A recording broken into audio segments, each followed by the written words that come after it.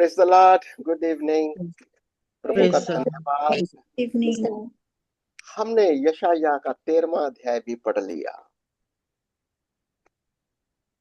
हमने क्या देखा? यशायाह यशायाह अश्शूर का राज्य चल रहा है। अश्शूर के राज्य में जिसने यहूदा को छोड़ सारे के सारे जो उत्तरी राज्य, सीरिया आज जिसको आराम बोलते हैं, और जितने भी छोटे छोटे देश हैं, सबके ऊपर उसने आक्रमण करके उसको गुलाम बना लिया, कब्जा कर लिया। पर लेकिन यहूदा रह गया, क्योंकि यहूदा ने प्रभु पर विश्वास किया। ठीक है ना? अब यही अश्शूर जब घमंड कर रहा है कि ये तो बहुत पावरफुल है, जो कुछ भी कर किया है इसने अपनी शक्ति से किया है, तो प्रभु क्या कहता है? यशायाह ने भविष्यवाणी कर दी, हे अश्शूर, तू जो भी कुछ है, तू क्या है? प्रभु के हाथ में एक सोटा है, एक कुल्हाड़ी है, चाहे चला हथियार है तू मेरे हाथ में, मैं ही तेरे को इस्तेमाल करता हूं, और तेरा भी न्याय होगा। और तेरा न्याय करने के लिए प्रभु एक और राज्य को ला रहा है, उसका नाम है बाबिलोन। बाबिलोन जो बिल्कुल कहीं उत्तर की ओर से आ रहा है, जिसको हम इराक कहते हैं। आज के ज्योग्राफिकली उसको इराक का इलाका कह सकते हो। और अगर बाबिलोन भी घमंड में आएगा, उसको भी नीचा करने के लिए एक और आएगा। कौन? मादी फारस, जिसको आज का ईरान कहते हैं। ये बिल्कुल ज्योग्राफी के हिस्टोरिकल है ये सारी चीजें। ईरान जिसको जिसको फारस कहते हैं, और उसके ऊपर एक मादी देश और है, मादी और फारस, ईरान और मादी मिलकर एक बहुत बड़ी किंगडम बनी थी। उनको लाया और उसने फिर बाबिलोन को खत्म किया। बाबिलोन सबसे बड़ा एम्पायर था, बहुत बड़ा, सारी दुनिया का एम्पायर था। पर लेकिन उसको भी खत्म करने के लिए मादी फारस को लाया। और हमने इस चीज को, दानियल की अगर हम भविष्यवाणी को देखेंगे तो ये बातें हमको पता चलती हैं कि ये सारी भविष्यवाणियां दानियल ने भी, अगर आपको तस्वीर दिखा देता हूं मैं, जो लोग ने कभी नहीं देखा तो मैं चाहूंगा इस तस्वीर को देख लीजिए। अगर आपने कभी भी इसको नहीं देखा, देखो ये दानियल की भविष्यवाणी है कि इस तरीके से ये सारा की सारी किंगडम, पहले बाबिलोन आएगा, मादी फारस आएगा, यूनान आएगा, रोम आएगा, फिर लोहे और मिट्टी का राज्य आएगा, जिसमें आज हम हैं। आज हम इस जगह पर है। लोहे और मिट्टी का राज्य आएगा, फिर 7 साल का पीरियड ये वाला आएगा, जो हमने ऑलरेडी प्रकाशित वाक्य में पढ़ा है। और यीशु मसीह का राज्य आएगा, किंगडम ऑफ गॉड। यीशु मसीह वो पत्थर की तरह गिरेगा। दानियल 2 और उसके 44 45 44 और 45 देख सकते हो। और बाकी सारी बातें दानियल की भविष्यवाणियों में लिखा हुआ है।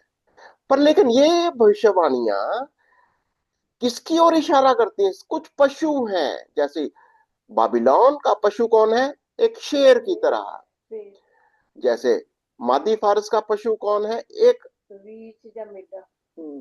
भालू की तरह, या एक मेढ़े की तरह।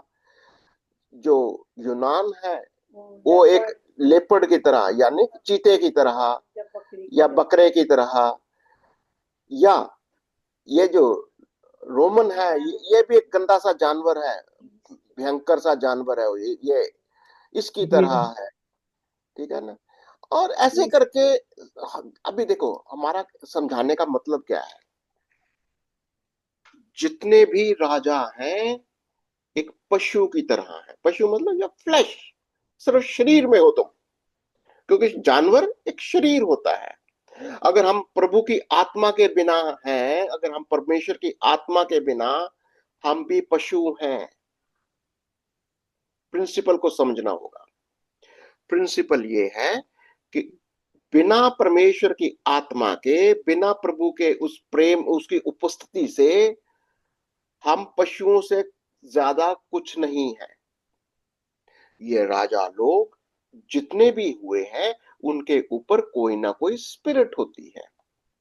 आज हम देखेंगे 14वां अध्याय, और हम देखेंगे कि ये बाबिलोन के बारे में क्या कहता है। पहली 4 आयत, 3 2 आयतें तो वो कहता कि मैं तुझे बंधुआई से बचा लूंगा, ले आऊंगा।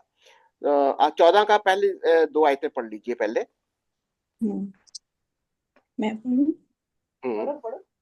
यशाया 14, जिसका हेडिंग है बंधुआई से लौटना। इसमें कहता है, यहोवा याकूब पर दया करेगा और इज़राइल को फिर अपनाकर उन्हीं के देश में बसाएगा, और परदेशी उनसे मिल जाएंगे और अपने अपने को याकूब के घराने से मिला लेंगे।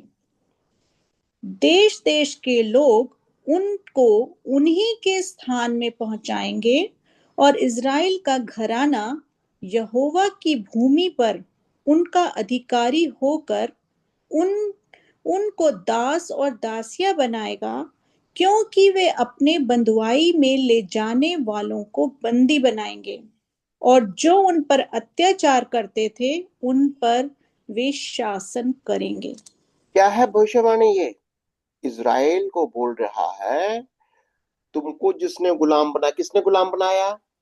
बाबिलोन ने। अभिधन्य। बाबिलोन ने तुमको गुलाम बनाया, मैं तुम्हें छुड़ा कर ला रहा हूं, लाऊंगा। कुसुम, ये कुसुम लेके आएगा। कुसुम का ये रोल, कुसुम हम्म, का रोल है। कुसरू, वो क्या था? वो देखेंगे, खुसरू देखेंगे, वो हम मादी फारस का ही है, ठीक है। वही उनको छोड़ता है, बाबिलोन का शासन खत्म हो जाता है। और बाबिलोन का शासन खत्म हो जाता है तो आप जो बता रहे कुसरू, मतलब वो मादी फारस का आ जाता है। वो इनको बहुत इजाजत देता है कि तुम जाओ। पर लेकिन अब इजरायली लोग बाबिलोन से निकलकर किधर आते हैं? अपने देश की अपने ओर, देश में इजराइल की ओर, जेरूसलम की ओर। और देश बसाएगा। साथ में वो लोग भी आ जाते हैं। कौन लोग? जो बाबिलोन के रहने वाले हैं। क्या समझते हैं वो? अब उनको पता चलता है इनका परमेश्वर कितना महान है, इनका परमेश्वर कितना महान है, जो इनके साथ इनको छुड़ाने के लिए कितने महान महान काम कर रहा है। यानी शिक्षा क्या निकलती है? परमेश्वर आपको, मेरे को, हर एक को अगर किसी गुलामी से छुड़ाता है, एक गवाह ठहराता है। हम एक गवाह बन जाते हैं।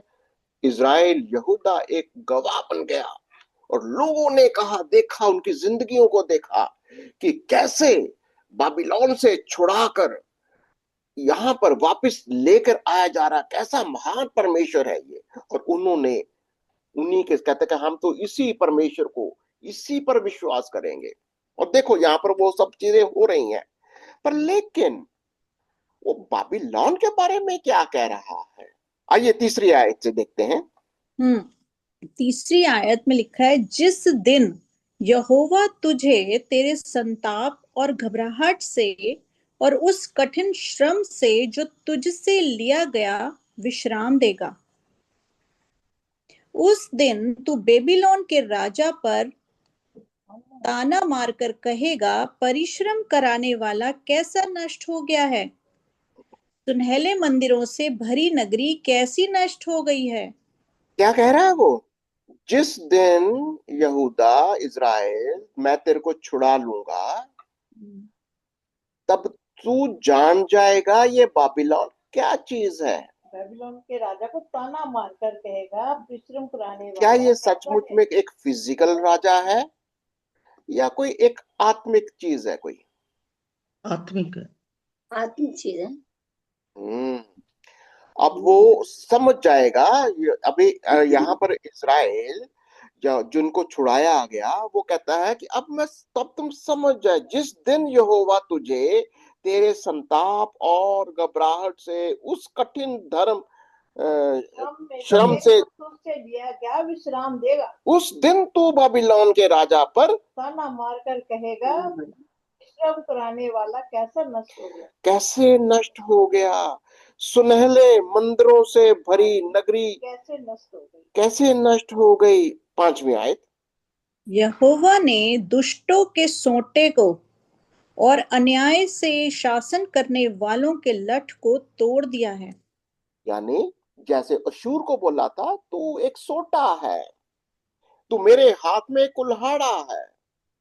बाबिलोन को भी बोलता है, तू तो सिर्फ मेरे हाथ में एक सोटा था, एक दंड देने का एक साधन था, अब तेरे को भी मैं नाश करता हूं। कैसे तू नष्ट हो गया। और क्या कहता है 5वीं आयत में? यहोवा ने दुष्टों के सोटे का और न्याय के से शासन करने वालों को लठ को तोड़ दिया। के लठ को, उसकी पावर को, उसकी अथॉरिटी को तोड़ डाला। ठीक है, फिर क्या कहता है? जिससे जिससे वे मनुष्यों को लगातार रोष से मारते रहते थे और जाति जाति पर क्रोध से प्रभुता करते और लगातार उनके पीछे पड़े रहते थे, अब सारी पृथ्वी को विश्राम मिला है। वे चैन से हैं, लोग ऊंचे स्वर से गा उठे हैं। अब वो क्या कह रहा है? ये लाठी, ये ताकत, ये तेरे पास जो अथॉरिटी थी बाबिलोन, उस लाठी को, तेरी ताकत को तोड़ डाला है। और तू शासन कर रहा था सारे संसार के ऊपर। सब संसार के लोग परेशान थे। क्या लिखता है? सब वह मनुष्य को लगातार रोष से मारते रहते थे। देखो, राज्य करने का प्रभु क्यों इन चीजों को राज्य करने देता है? इनको दिखाने के लिए तुम इस काबिल ही नहीं हो कि तुम राज्य कर सको, क्योंकि उनका राज्य करने का तरीका प्रभु से बिल्कुल उल्टा होता है। हम देखेंगे कैसा है, कौन है ये असली में जो राज्य करता है, देखेंगे इसको। और क्या कहता है आगे 8वीं आयत में कहता है, सनोवर और लबानोन के देवदार भी तुझ पर आनंद करके कहते हैं, जब से तू गिराया गया तब से कोई हमें काटने को नहीं आया। जब से तू गिराया गया, किसको बोल रहा है? बाबिलोन के राजा को। अब ध्यान दे देना कि ये राजा सिंपली फिजिकल वाला राजा नहीं है, कोई और है। ठीक है, कोई और आत्मा है, कोई और स्पिरिट है जो उस पुष्यु के ऊपर, उस इंसान के ऊपर सवार है। ये उसकी बात हो रही है। कहता है जब से तू गिराया गया तब से कोई हमें काटने को नहीं आया। और 9वीं आयत। पाताल के नीचे अधोलोक में तुझ से मिलने के लिए हलचल हो रही है। कुछ आइडिया लग रहा है? पताल में तुझसे मिलने के लिए कुछ लोग तैयार हैं। कौन है वो पताल के लिए? ये कोई फिजिकल चीज नहीं हो सकती। नहीं, तो ये आत्मा है, कहीं गिरी हुई आत्मा है ये, जो पताल के अधोलोक में जिसको डाला जा रहा है। कहता है वहां पर भी बड़ी हलचल हो रही है, तुझे मिलने के लिए हलचल हो रही। वो तेरे लिए क्या करने रहे? मुर्दों मुर्दों को अर्थात पृथ्वी के सब सरदारों को जगाता है, और वह जाति जाति के सब राजाओं को उनके सिंहासन पर से उठा खड़ा करता है। क्या है? पृथ्वी के बाकी के राजा लोगों को भी कहता, उठो उठो, देखो देखो कैसा राजा, वो राजा जो सबसे महान ऊंचा था, वो भी नीचे गिरा दिया गया है, वो भी इधर आ गया। स्पिरिट वर्ल्ड है, अधोलोक। अधोलोक के अंदर ये भी यहाँ आ गया। ये जो कहीं आकाश में सबसे ऊंचा था, अब ये कहीं ना कहीं नीचे आ गया। कौन है ये? आगे पढ़ते हैं। वे सब तुझ से कहेंगे, क्या कि हमारे समान निर्बल हो गया है? हम्म, क्या तू हमारे समान ही बन गया? हम्म। तेरा वैभव और तेरी सारंगियों का शब्द अधोलोक में उतारा गया है। कीड़े तेरा बिछौना और केंचुए तेरा ओढ़ना है। तू वो राजा नहीं रहा। हम्म, कीड़े तेरा बिस्तर अब कीड़े मकोड़े होंगे। यानी बिल्कुल तू नीचे गिराया गया। ठीक है। अब तू जो म्यूजिक का बहुत अपने आप को समझता था, सारा म्यूजिक तेरा खत्म। तेरा वैभव, तेरी सारंगियां, तेरा शब्द अधोलोक में उतारा गया। हम्म, अब उसको उसको असली दर्शन उसको एड्रेस किया जा रहा है। 12वीं आयत को ध्यान से देखो, कुछ क्या बोल रहा है उसको। हे, हे भोर के चमकने वाले तारे। कौन तू है ये? वही शैतान, शैतान, लूसीफर शैतान। लूसीफर। हे भोर के चमकने वाले तारे। तू कैसे आकाश से गिर पड़ा है? हम्म। तू जो जाति जाति को हरा देता था, तू अब कैसे काट कर भूमि पर गिराया गया है? अब पहचान आई उसके सामने। यस। राजा की असली पहचान क्या है? जो उस पर सवार है। यस। उस पर सवार कौन था? ये बेबीलोन, ये बेबीलोन। ये स्वर्गदूत गिरा हुआ, जिसको शैतान बोलते हैं, लूसीफर कहते हैं। जो उस राजा के ऊपर, जो जिसको हम पशु कह रहे हैं। पशु कहने के लिए शरीर है वो बिल्कुल।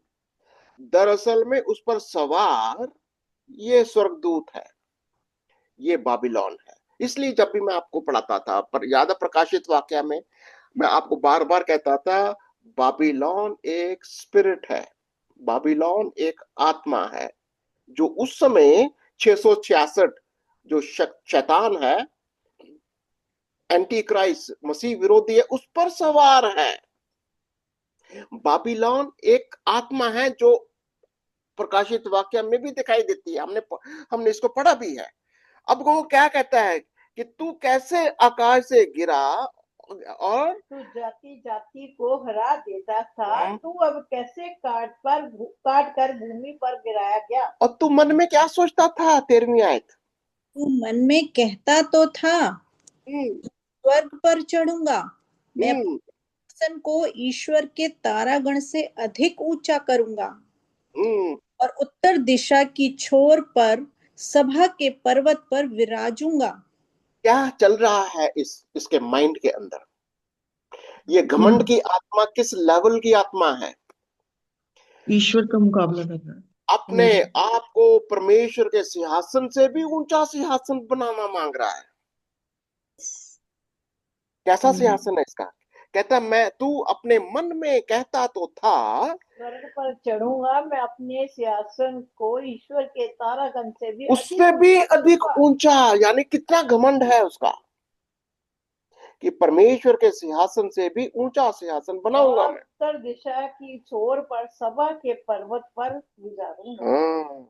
और क्या कहता है? मैं मेघों से भी ऊंचे ऊंचे स्थानों के ऊपर चढ़ूंगा, मैं हम्म प्रधान के तुल्य हो जाऊंगा। ओ, परम प्रधान के तुल्य हो जाऊंगा। किसके बराबरी करना मांग रहा है? परम ईश्वर से नीचे। बिल्कुल परमेश्वर की बराबरी करना मांगता है। कहता, मैं तो उसके बराबर होना चाहता हूँ। ठीक है। और क्या कहता है? परंतु परंतु परंतु तू अधोलोक में उस गड्ढे की तह तक उतारा जाएगा। जो तुझे देखेंगे तुझको ताकते हुए तेरे विषय में सोच सोच कर कहेंगे, क्या हम्म, वही पुरुष है जो पृथ्वी को चैन से रहने ना देता था और राज्य में घबराहट डाल देता था? आपको क्या लगता है? दिखने में तो ये इंसान दिखाई देता है, पुरुष है ये। असल में वो क्या चीज है? वो उसके ऊपर कौन सवार है? लूसीफर। शैतान, वो एंजल्स, गिरा हुआ स्वर्गदूत लूसीफर। उस पुरुष के ऊपर वो सवार है। देखिए, तभी हम बार बार कहते हैं कि इंसान, हमारी पहचान, जो पवित्र आत्मा हमारे ऊपर है, वही हमारी परमेश्वर की नजरों में वही पहचान होती है। संसार के राजा, संसार के लोग जो भी हैं, आज परमेश्वर आपको मेरे को कैसे देखता है? हमारी पहचान जो हमारे साथ है, जो हमारे ऊपर है। अगर आपके ऊपर पवित्र आत्मा है, अगर आप पवित्र आत्मा के साथ चल रहे हो, परमेश्वर के साथ चल रहे हो, आप परमेश्वर के उसकी संगति में हो, उसकी अधीनता में हो, तभी तो राजाओं के ऊपर ये बार बार ये सवाल खड़ा किया जाता था। अगर अब हमने पढ़ा अभी तक, राजाओं को दंड दिया जा रहा है, राजाओं को के ऊपर सवाल किए जा रहे। क्यों? क्योंकि अगर जो राजा उस परमेश्वर को, उस यहोवा को जो पवित्र आत्मा देता है, उसको छोड़ किसी और के ऊपर, किसी और को अपना प्रभु, अपना परमेश्वर मानते हैं, उसको दंड देता है। तो असली लड़ाई कहां पर चल रही है? परमेश्वर की और संसार की आत्मा की। वो इसीलिए वो कर रहा है। तो आइए देखते 17वीं आयत, वर्स 17। जो जगत को जंगल बनाता और उसके नगरों को ढा देता था और अपने बंदियों को घर जाने नहीं देता था। कितना गुलामी करता है लोगों को? विनाश करता है, जंगल। देखो, बड़ा इंटरेस्टिंग है ये। संसार की आत्मा का एक बहुत बड़ा एक चिन्ह है। परमेश्वर की सृष्टि को वो बिगाड़ता है, जंगलों को नाश करता है। जब कोई भी किसी को गुलाम बनाता है, ऐसा गुलाम बनाता है कि उसको घर भी नहीं जाने देता। जैसे बाबिलोन ने इनको, इजरायलियों को 70 साल तक गुलाम बनाया और उनको घर नहीं जाने दिया। ये अब क्या कहता है? तू ऐसा है कि 18वीं आयत, जाति जाति के सब राजा अपने अपने घर पर महिमा के साथ आराम में पड़े हैं, परंतु तू निकम्मी शाख के समान अपनी कब्र में से फेंका गया। तू उन मारे हुओं के शवों से घिरा है, जो तलवार से बिधकर गड्ढे में पत्थरों के बीच में लताड़ी हुई लोथ के समान पड़े हैं। अभी आपको दिखाई दे रहा है, एक वर्ड आया है, शाख। हम्म, आपको ये वर्ड सुना सुना लग रहा है? असली शाख कौन है? यीशु ने क्या बोला वचन? यीशु मसीह वो शाख है, दाऊद के घराने की शाख। यीशु बोलता है, मैं वो शाख हूं, जो मेरे साथ जुड़ जाता है, परमेश्वर के घराने का वो मेंबर बन जाता है। हम परमेश्वर के परिवार में, उस शाख में, उस पेड़ के डाली बन जाते हैं, उसके फल बन जाते हैं। ठीक इसी तरीके से इसका भी नमूना है। ये भी एक शाख है, यानी दूसरे शब्दों में इसका भी एक घराना है। देखो, ध्यान देना इस चीज को। जैसे यीशु मसीह दाऊद को अपना घराना कहता है, उस घराने का मुखिया है। यीशु एक शाख है, हमने ऑलरेडी 4 अध्याय में पढ़ा था इसको। उस घराने का शाख यानी वो पेड़, वो डाली जो फलवंत हो जाती है, चाहे ठूंठ ही बाकी बच जाए पर वो शाख निकलती है, वो है यीशु मसीह। और उस शाख के साथ में हम भी जोड़े गए। हम भी वो डालियां हैं जो यीशु मसीह की शाख के साथ, उस घराने के साथ, यीशु उस पेड़ के साथ हम भी रोपे गए हैं।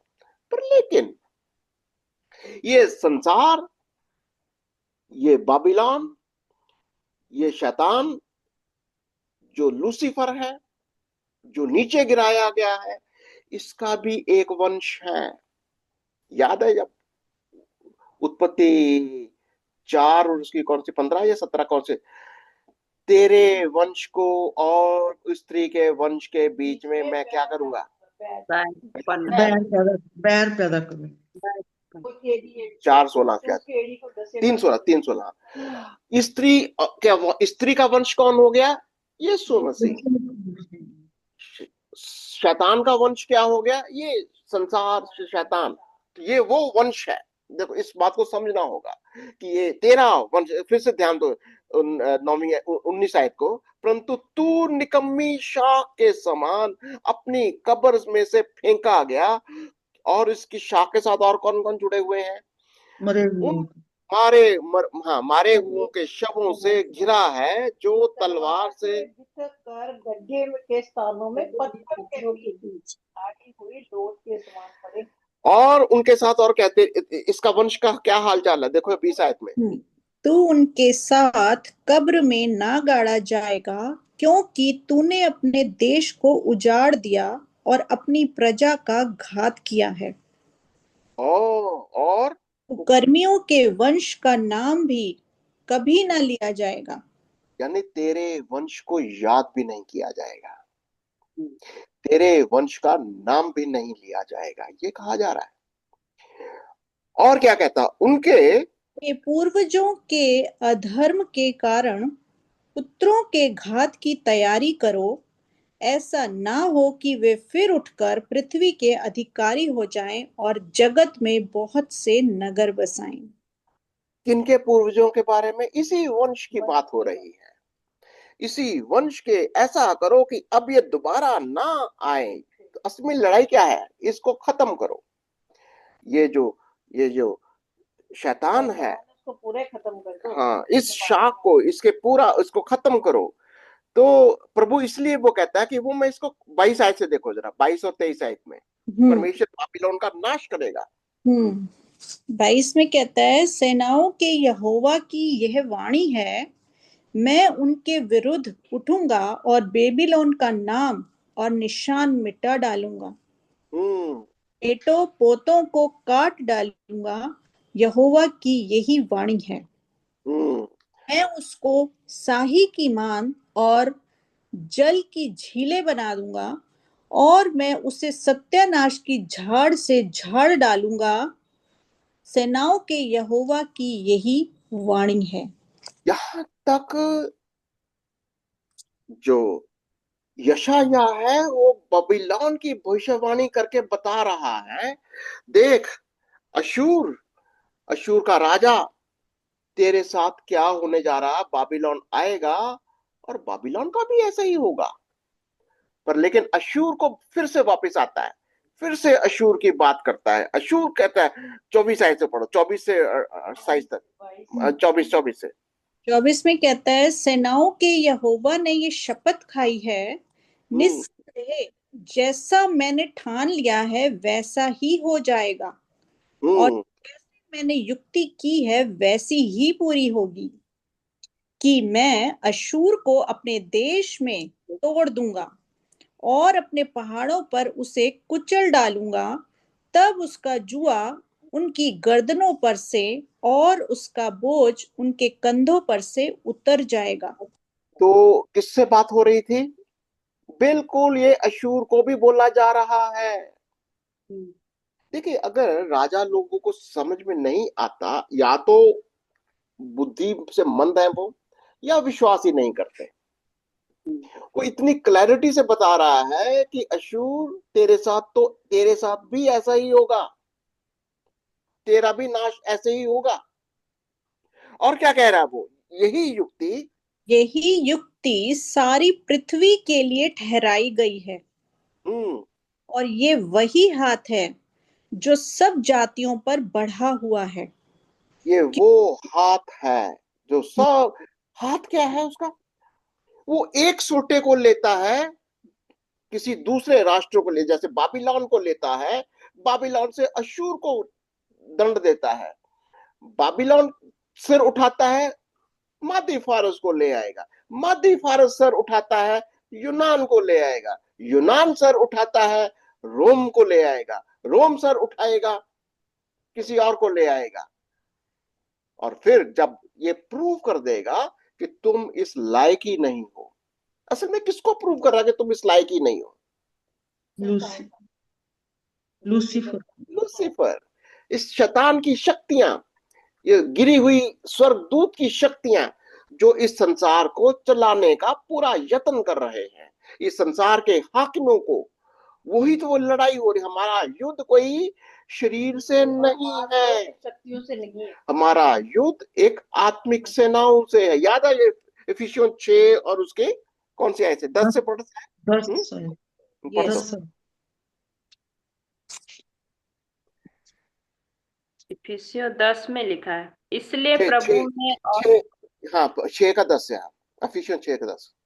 इसलिए प्रभु में और उसकी शक्ति के प्रभाव में बलवंत बनो, परमेश्वर के सारे हथियार बांध लो कि तुम शैतान की युक्तियों के सामने खड़े रह सको, क्योंकि हमारा यह मल युद्ध लहू और मांस से नहीं, परंतु प्रधानों से और अधिकारियों से और इस संसार के अंधकार के हाकिमों से और उस दुष्टता की आत्मिक सेनाओं से है जो आकाश में है। ठीक है, तो असली लड़ाई किसकी हो रही है? हमारी भी लड़ाई आज जो है, हम शरीर से नहीं लड़ते, प्रभु भी शरीर से नहीं लड़ता, वो आत्मा से लड़ता है। उसका जंग किसके राजाओं को खड़ा करता है? असली लड़ाई किसके साथ हो रही है? शैतान की शक्तियां, आत्मिक शक्तियां, उनको उनको उनको नाश कर रहा है। इंसान को समझना क्या है? इंसान को यह समझना है कि हमको परमेश्वर की आत्मा, पवित्र आत्मा में, यीशु के वचन में, यीशु के राज्य में दाखिल होना है। प्रभु ने यही तो सिखाया, परमेश्वर के राज्य में दाखिल हो जाओ, यीशु पर विश्वास करोगे, उसके राज्य में दाखिल हो जाओगे। आपको और मेरे को, उन राजाओं को वो क्या करता है? एक सोटे की तरह इस्तेमाल करता है, एक इंस्ट्रूमेंट की तरह इस्तेमाल करता है। यहूदा को भी वो इस्तेमाल कर रहा था। यहूदा क्या था? यहूदा अभी तक अशूर के उसके अधीनता में नहीं किया था। यहूदा को क्या कर रहा था? यहूदा को अगल बगल के जितने भी राजा थे, जैसे फलिस्तीन था, मोआब था, बहुत सारे और दूसरे किंगडम्स थे, यहूदा को इस्तेमाल किया जा रहा था। अब आगे जाके वो कहता है कि देखो यहूदा, तेरे को इस्तेमाल किया जा रहा है, तू एक डंडा है प्रभु के हाथ में, तू डंडा है। और फलिस्तियों को क्या बोला? देखो आगे, देखो ध्यान से फलिस्तियों को क्या बोला जा रहा है? आगे देखो जरा 28 आयत से। पहले 27 पढ़ने का रह गया गैप।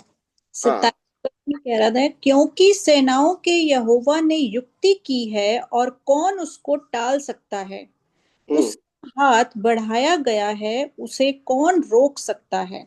का हाथ बढ़ाया गया है, यानी वो अपने डंडे को, अपने हथौड़े को बढ़ाए हुए है। तो किसी ना किसी को अपना डंडा बनाता है, हथियार बनाता है। ठीक है, अब अभी कौन सा हथियार पढ़ेंगे 28 और 29 से, जिसकी हेडिंग है परमेश्वर पलिश्तीन का नाश करेगा। 28 वर्ष में कहता है, जिस वर्ष आहाज राजा मरा उसी वर्ष ये भारी भविष्यवाणी हुई, हे सारे पलिश्तीन, तू इसलिए आनंद ना कर कि तुझे मारने वाली लाठी टूट गई, क्योंकि एक मिनट मैं आपको फिर से भी बात समझाना चाह रहा हूँ। राजा आहाज जो कि यहूदा का था, वो प्रभु के हाथ की एक सोटी थी, राज्य कर रहा था किसके ऊपर? जो अगल बगल के किंगडम्स थी, जैसे फलस्तीन के ऊपर वो उसको बोल रहा है कि हे फलस्तीन, राजा आहाज मर गया, इसका मतलब ये नहीं है कि वो लाठी टूट गई, तुझे मारने वाली लाठी तेरे को। देखो ये एक और पैदा होगा, क्योंकि अभी आपको याद है आहाज के बाद कौन आया था? हिजकिय्याह। तो अब इसका बाद में वो आता, हम देखेंगे उसको। तो क्या कहता है उसको? हे आहाज मर गया, हे फलिस्तीन, आगे से पढ़ो जरा। हे सारे पलिश्तीन, तू इसलिए आनंद ना कर कि तुझे मारने वाली लाठी टूट गई, क्योंकि सर्प की जड़ से एक काला नाग उत्पन्न होगा और उसका फल एक उड़ने वाला और तेज विष वाला अग्नि सर्प होगा।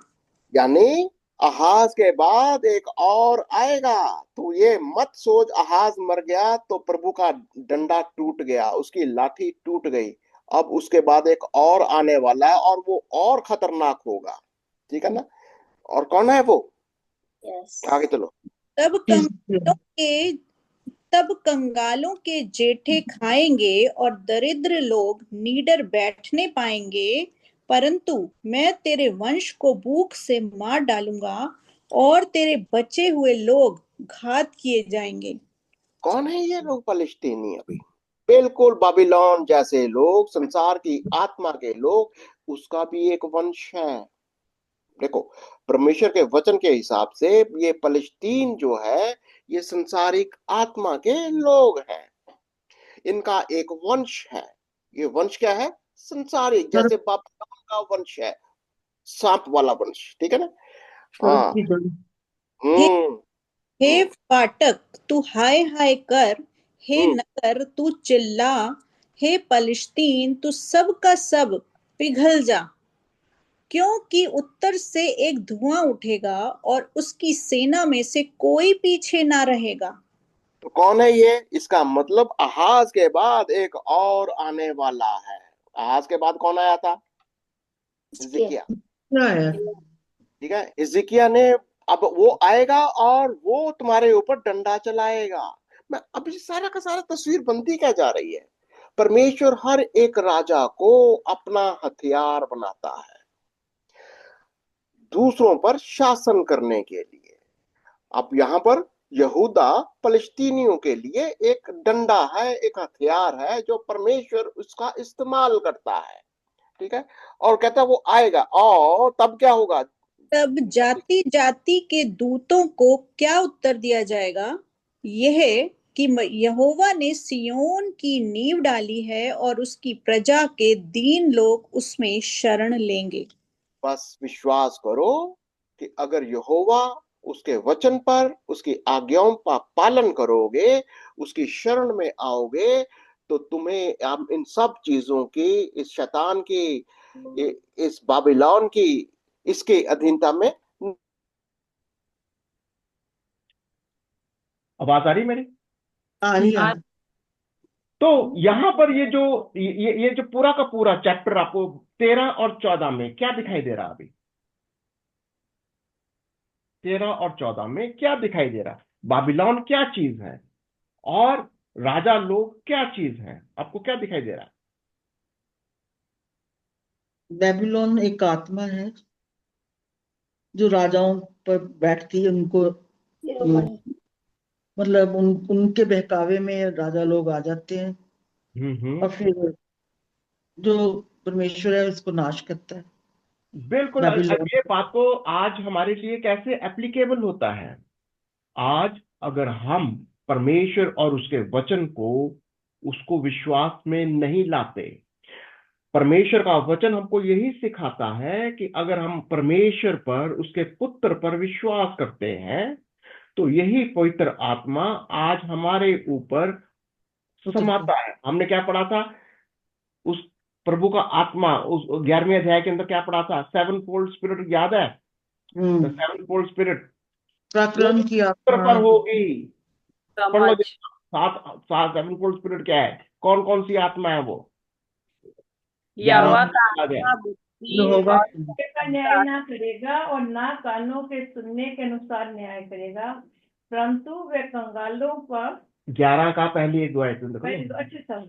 तब यशे के फूट में से एक डाली फूट एक निकलेगी डाली फूट निकलेगी और उसकी जड़ में से एक शाखा निकलकर फलवंत होगी। हम्म। यहोवा का आत्मा बुद्धि और समझ का आत्मा, यहोवा का आत्मा बुद्धि और समझ का आत्मा, युक्ति और पराक्रम का युक्ति आत्मा और पराक्रम का आत्मा और ज्ञान और यहोवा के भय का आत्मा उस पर ठहरा रहता है। तो भाइयों और बहनों, आज हमको विश्वास करना है कि हमारे ऊपर कौन सी आत्मा है। अगर आपके ऊपर इस परमेश्वर की पवित्र आत्मा, जो यीशु मसीह ने वायदा किया है कि वो हमें देगा, पवित्र आत्मा परमेश्वर आपको देगा, और अगर हम पवित्र आत्मा को नहीं ग्रहण करते तो फिर कहीं ना कहीं आप चाहो या ना चाहो, संसार की आत्मा आपके ऊपर राज्य करेगी, शासन करेगी। और परमेश्वर इस संसार की जितनी भी आत्माएं हैं जो परमेश्वर और उसके वचन का विरोध करते हैं, उसको वो दंड देता है, न्याय करता है। पर लेकिन खुशखबरी ये है कि यीशु मसीह ने आपके लिए, मेरे लिए, हमारे गुनाहों को माफ करने के लिए, हमें शुद्ध करने के लिए अपना ही बलिदान देकर, अपना ही लहू बहाकर हमारे गुनाहों को माफ ही नहीं किया, हमें पवित्र आत्मा देने का वायदा भी किया।